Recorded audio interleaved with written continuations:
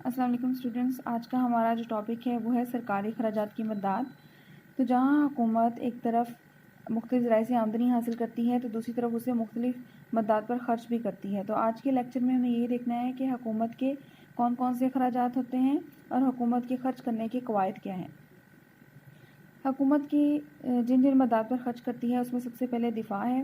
دفاع کسی بھی ملک کی بنیادی ضرورت ہوتی ہے اور ہر ملک کی حکومت کا یہ فرض ہوتا ہے کہ اپنے ملک کو وہ بیرونی حملہ آوروں سے محفوظ رکھے۔ اس مقصد کے لیے ہر حکومت بری، بحری اور ہوائی فوج رکھتی ہے۔ پھر اسے جدید اسلحہ، جنگی ساز و سامان کی فراہمی کرنی ہوتی ہے اور ایٹمی ٹیکنالوجی پر بھی خصوصی توجہ کی ضرورت ہوتی ہے۔ تو جیسے پاکستان اپنے بجٹ کا تقریباً 20% جو ہے وہ دفاعی ضروریات پر خرچ کرتا ہے، کیونکہ ہماری انڈیا کے ساتھ بھی جو ہے تعلقات ہمارے اتنے اچھے نہیں ہیں اور ہمارے ملک کی انڈسٹری بھی اتنی اچھی نہیں ہے۔ ہمیں جنگی ساز و سامان بھی زیادہ تر دوسرے ممالک سے ہی منگوانا پڑتا ہے، جس پر ہمارے بھاری اخراجات آتے ہیں۔ دوسرے جس مد میں خرچ کرتی ہے حکومت وہ ہے پولیس۔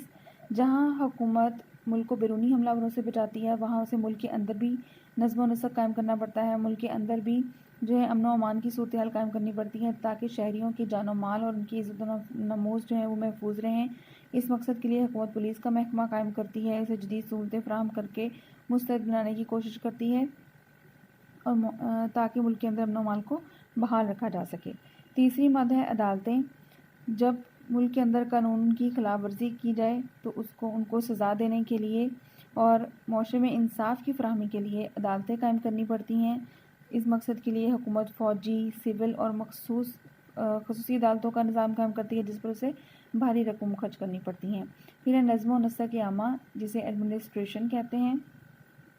ملک کو چلانا کسی ایک شخص کا کام نہیں ہے، ٹھیک ہے، بہت سارے وزراء، MNA، MPs اور سیکریٹریٹ، یہ سارے مل کر جو ہیں ملک کے نظام کو چلاتے ہیں۔ ضلعی انتظامیہ کے لیے ضلعی سطح پر اراکین رکھے جاتے ہیں۔ صوبائی اور مرکزی سطح پر بھی وزراء ہیں جو ایڈمنسٹریشن کا کام کرتے ہیں، ملک کو چلانے کا کام کرتے ہیں۔ صحت کے محکمے کے الگ سیکریٹریٹ ہے، اسی طرح ایجوکیشن کے لیے الگ سیکریٹریٹ ہے۔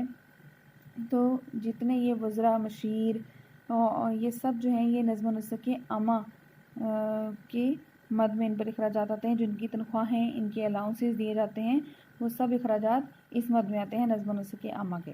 اس کے بعد ہے صحت عامہ۔ حکومت کا یہ بھی بنیادی فرض ہے کہ وہ لوگوں کو صحت جیسی بنیادی سہولیت فراہم کرے۔ اس مقصد کے لیے حکومت ہسپتال تعمیر کرتی ہے، ڈسپنسریاں قائم کرتی ہے، اس میں جدید قسم کے آلات جراحی و مشینیں فراہم کرتی ہے۔ ڈاکٹر، نرس اور پیرامیڈیکل سٹاف کی تقرری کی جاتی ہے۔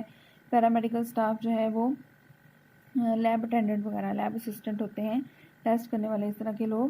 تو ان سب کی تنخواہیں یہ سب حکومت پے کرتی ہے۔ اب سرکاری ہسپتال میں جو علاج کے لیے جاتا ہے وہ تو بہت کم پیسے اس کے خرچ ہوتے ہیں یا پھر فری میں اس کا علاج ہوتا ہے، تو حکومت کا ہسپتالوں پہ خرچ اس سے کہیں زیادہ آتا ہے، ٹھیک ہے۔ تو صحت عامہ کی سہولت فراہم کرنے کے لیے حکومت اخراجات کرتی ہے۔ اس کے بعد ہے تعلیم عامہ۔ حکومت کا یہ فرض بھی ہے کہ وہ شہریوں کو تعلیم جیسی بنیادی سہولت جو ہے وہ وہاں پہنچائے۔ اس ضرورت کو پورا کرنے کے لیے اسکول، کالج، یونیورسٹیاں قائم کی جاتی ہیں۔ نیز فنی اور پیشہ ورانہ تعلیمی اداروں کا بھی بندوبست کرتی ہے، جو یہ ٹیکنیکل کالجز ہیں، ٹھیک ہے، یہ پیشہ ورانہ تعلیمی ادارے ہیں۔ تو اب آپ لوگ جو فیس پے کرتے ہو وہ تو بہت کم ہے، اور حکومت کا تعلیمی اداروں پر اس پہ کہیں زیادہ خرچ آتا ہے۔ کالج کی مینٹیننس کا بجٹ، اس کے علاوہ جو ٹیچرز کو پے کیا جاتا ہے ہر منتھ، تو وہ سب حکومت کے اخراجات ہیں۔ پھر ہے ذرائع نقل و حمل و خبر و رسانی۔ حکومت رسل و رسائل کا انتظام بھی کرتی ہے، نئی سڑکیں تعمیر کی جاتی ہیں، ریلوے لائنز بچھائی جاتی ہیں، بندرگاہیں، ایئرپورٹ تعمیر کیے جاتے ہیں تاکہ لوگوں کو نقل و حمل کی زیادہ سے زیادہ سہولتیں حاصل ہو سکیں۔ تو ان مدات پر حکومت کا خرچ کافی زیادہ ہوتا ہے۔ پھر آبپاشی، حکومت آبپاشی کی سہولتیں بھی پہنچاتی ہے تاکہ زرعی پیداوار میں اضافہ ہو۔ اس مقصد کے لیے بیراج تعمیر کیے جاتے ہیں، نہریں کھودی جاتی ہیں، ٹیوب ویل لگائے جاتے ہیں اور اس طرح بھاری رقومات خرچ کی جاتی ہیں۔ پھر فلاحی اور سماجی خدمات۔ حکومت کو مختلف قسم کی فلاحی اور سماجی خدمات بھی انجام دینا پڑتی ہیں، مثلا یتیم خانے، محتاج گھر قائم کرنے پڑتے ہیں، بیواؤں اور بے سہارا کے افراد کی رہائش کا انتظام کرنا ہوتا ہے۔ جو لوگ بیکار ہیں، کام کرنے کے قابل نہیں ہیں یا پھر بے روزگار ہیں، ان کے لیے الاؤنسز بھی دینا پڑتے ہیں۔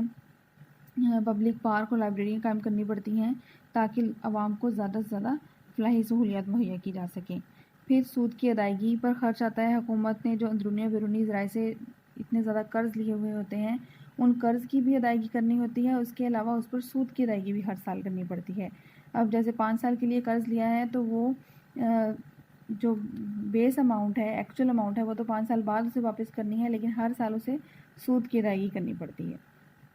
تو یہ وہ ساری مدات ہیں جہاں پر کسی بھی ملک کی حکومت کو خرچ کرنا پڑتا ہے۔ اس کے بعد ہم پڑھیں گے کہ خرچ کرنے کے قواعد کیا ہیں، کن اصولوں کو مد نظر رکھتے ہوئے کسی بھی ملک کی حکومت کو خرچ کرنا چاہیے۔ تو سرکاری خرچ کے قواعد میں سب سے پہلا اصول ہے زیادہ سے زیادہ معاشرتی بہبود کا اصول۔ تو حکومت کے خرچ کرنے کا سب سے اہم مقصد یہ ہوتا ہے کہ معاشرے میں زیادہ سے زیادہ فلاح و بہبود حاصل ہو، اس لیے اپنے اخراجات کو اس طرح ترتیب دیتی ہے کہ عوام زیادہ سے زیادہ فلاح حاصل کر سکیں، خاص طور پر جو غریب اور نادر افراد ہیں ان کو زیادہ فائدہ پہنچے، مثلا مکانات کی تعمیر کرنا، سماجی بہبود کی سہولتیں پہنچانا، طبی اور تعلیمی سہولتوں کی فراہمی وغیرہ۔ دوسرا اصول ہے لچک پذیری کا اصول، کہ سرکاری خرچ جو ہے اس طرح ترتیب دینا چاہیے کہ اس میں لچک ہو۔ اگر حکومت کی آمدنی میں اضافہ ہو جائے تو وہ سرکاری اخراجات میں بھی اضافہ کر لے، اور اگر آمدنی کم ہو رہی ہو تو اخراجات میں بھی کمی کر لے۔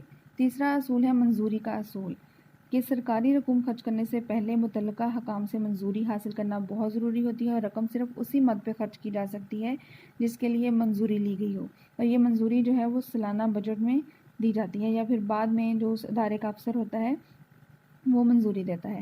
پھر جن جن جگہوں پر خرچ کیا ہوتا ہے اس کا باقاعدہ ریکارڈ رکھا جاتا ہے تاکہ جب اس کی بعد میں جانچ پڑتال کی جا سکے۔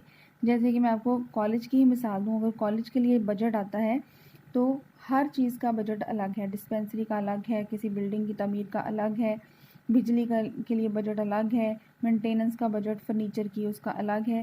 تو جس چیز کے لیے بجٹ منظور کیا گیا ہوتا ہے اس مد پہ صرف اتنے میں سے ہی خرچ کرنا پڑتا ہے، اور اس کی بھی باقاعدہ منظوری لینی پڑتی ہے، اور اس کا سارا حساب جو ہے، اس کے بل، ہر چیز اس کا نوٹ کر کے رکھنا پڑتا ہے۔ اور سال کے اینڈ میں آڈٹ ٹیم آتی ہے، وہ بھی گورنمنٹ کی طرف سے ہوتی ہے، جو کہ جانچ پڑتال کرتی ہے کہ جس چیز کے لیے بجٹ منظور کروایا گیا تھا اسی جگہ پر خرچ ہوا ہے، اور اتنا ہی خرچ ہوا ہے جتنا کہ بتایا گیا ہے۔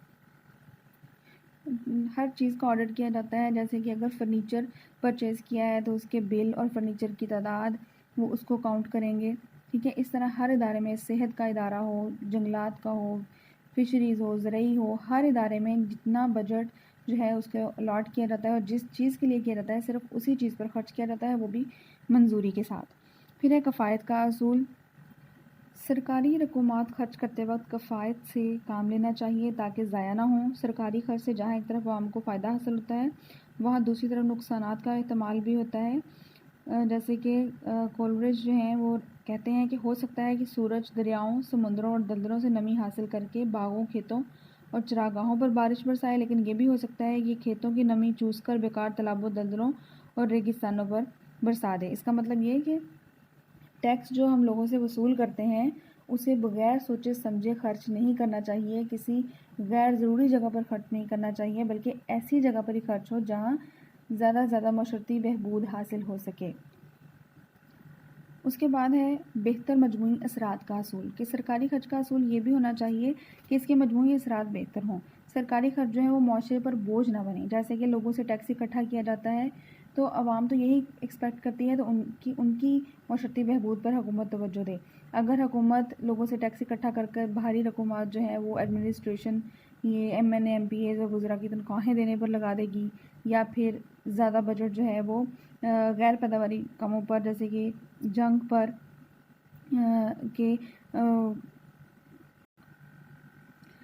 پر یا پھر وزراء اور M N M P As کی تنخواہیں بڑھانے پر اگر لگا دے گی تو یہ سارے غیر پیداواری کام ہیں، اس سے سارے لوگوں کو فائدہ نہیں ہو رہا، صرف چند لوگوں کو ہو رہا ہے، ٹھیک ہے۔ اگر حکومت جو ہے وہ پیداواری کاموں پر خرچ کرے، جیسے کہ روزگار کے مواقع قائم کرے، تو اس سے پیداوار میں بھی اضافہ ہوگا، فی کس آمدنی میں بھی اضافہ ہوگا، اور مجموعی اثرات جو ہیں وہ زیادہ بہتر ہوں گے۔